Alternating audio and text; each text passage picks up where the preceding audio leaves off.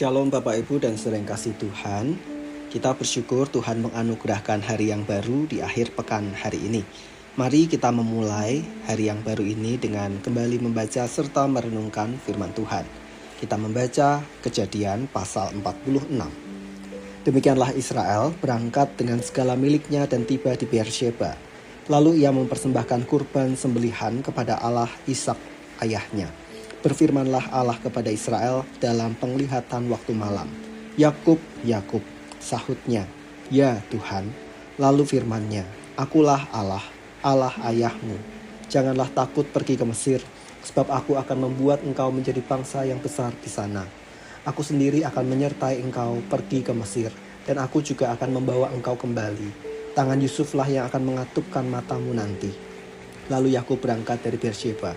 Anak-anak Israel membawa Yakub ayah mereka beserta anak dan istri mereka dengan kereta-kereta yang dikirim Firaun untuk menjemputnya.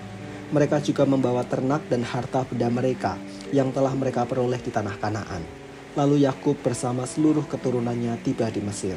Anak-anak dan cucu-cucunya, baik laki-laki maupun perempuan, seluruh keturunannya dibawa ke Mesir. Inilah nama-nama Bani Israel, Yakub beserta keturunannya yang datang ke Mesir. Anak sulung Yakub ialah Ruben. Anak-anak Ruben ialah Henok, Palu, Hezron, dan Karmi.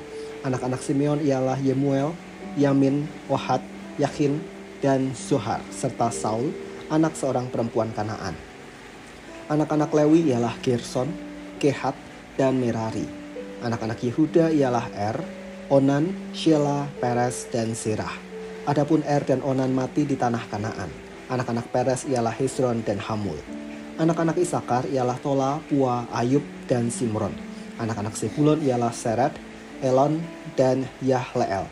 Itulah anak-anak lelaki Lea yang dilahirkan bagi Daud, Yakub, di Padan Aram. Selain Dina, anak perempuan, seluruhnya laki-laki dan perempuan berjumlah 33 jiwa.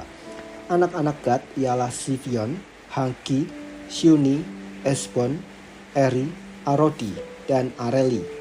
Anak-anak Asher ialah Yimna, Yiswa, Yiswi, dan Beria. Saudara perempuan mereka Serah. Anak-anak Beria ialah Heber dan Malkiel. Itulah keturunan Zilpa, hamba perempuan yang diberikan Laban kepada Lea, anak perempuan. Zilpa melahirkan anak-anak bagi Yakub, seluruhnya 16 jiwa. Anak-anak Rahel, istri Yakub, ialah Yusuf dan Benyamin. Di tanah Mesir bagi Yusuf lahir Manasye dan Efraim yang dilahirkan oleh Asnat, anak perempuan Potifera, imam Tion.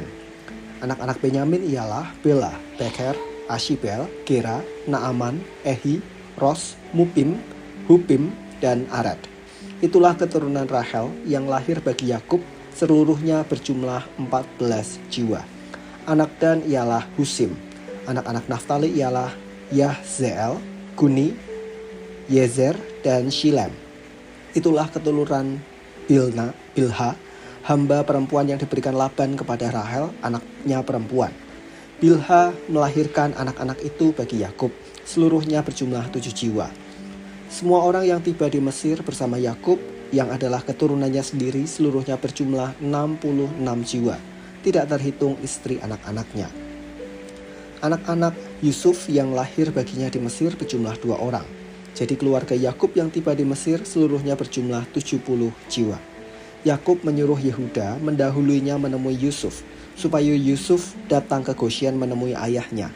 Lalu sampailah mereka di tanah Gosyen. Sementara itu Yusuf menyiapkan keretanya dan pergi ke Gosyen menemui Israel ayahnya. Ketika ia bertemu dengan ayahnya, ia memeluk ayahnya dan menangis lama sekali pada bahunya. Kata Israel kepada Yusuf, sekarang aku boleh mati setelah aku melihat mukamu dan mengetahui bahwa engkau masih hidup. Kemudian Yusuf berkata kepada saudara-saudaranya dan seisi keluarga ayahnya, aku mau menghadap Firaun dan memberitahukan kepadanya, saudara-saudaraku dan keluarga ayahku yang tinggal di tanah Kanaan telah datang kepadaku. Orang-orang itu gembala kambing domba, sebab mereka adalah peternak. Mereka membawa kambing domba dan lembu serta segala milik mereka. Apabila Firaun memanggil kamu dan bertanya, apakah pekerjaanmu? Kamu harus menjawab, hamba-hambamu ini peternak sejak kecil sampai sekarang, baik kami maupun nenek moyang kami. Dengan demikian kamu boleh tinggal di tanah Gosyen, sebab semua gembala kambing domba adalah suatu hal yang menjijikan bagi orang Mesir.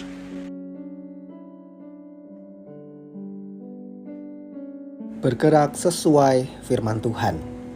Yakub memutuskan untuk pindah ke Mesir bersama keluarga, bukan semata oleh karena bencana kekeringan. Ia meragu, karena seharusnya ia tetap tinggal di Kanaan, sebagaimana Tuhan berfirman kepada Abraham, bapa leluhurnya. Namun Yakub diteguhkan oleh firman Tuhan, bahwa mereka harus berangkat ke Mesir untuk menjadi bangsa yang besar di sana. Sesampainya di Mesir, mereka tetap terpisah dari penduduk lokal. Tujuannya agar Yakub dan keluarga tidak mendapat permusuhan dari orang Mesir atas profesi mereka sebagai gembala. Pun ini punya dampak yang baik, agar keluarga Yakub dijauhkan dari segala kebiasaan orang Mesir dan hanya menyembah Tuhan Allah. Bapak, Ibu, dan saudara yang kasih Tuhan, kalimat bijak berkata, menyatu tanpa menjadi larut adalah panggilan umat percaya. Ada kalanya Tuhan menuntun kita untuk melangkah ke area di mana terasa menantang, bahkan kita tahu berpotensi memberi dampak buruk bagi kita. Oleh karenanya, kita perlu waspada dan kritis pada lingkungan di mana kita berada. Kita tetap perlu bersosialisasi dan hidup bersama dengan damai, tanpa terhasut bahkan larut pada kebiasaan yang tidak benar. Lebih-lebih jika kita tahu bahwa kebiasaan itu tidak berkenan di mata Tuhan. Mari kita berdoa. Kami bersyukur Tuhan atas firman yang kami baca dan renungkan pagi hari ini, mengingatkan kepada kami bahwa ketika Tuhan menuntun kami untuk hadir di tempat di mana ada banyak tantangan, bahkan godaan terjadi, kami diingatkan untuk waspada dan tetap hidup benar sesuai dengan apa yang Tuhan berkenan. Maka bantu kami agar memiliki pengendalian diri yang cukup, sehingga kami mampu menolak ajakan, hasutan, segala sesuatu yang tidak benar, dan kami boleh tetap hidup sebagaimana mestinya orang percaya. Tuhan, kami menyerahkan hidup kami sepanjang hari ini dengan segala aktivitas yang akan kami jalani. Tuhan kiranya menyertai, melindungi, dan memberkati. Di dalam nama Tuhan kami Yesus Kristus kami berdoa. Amin.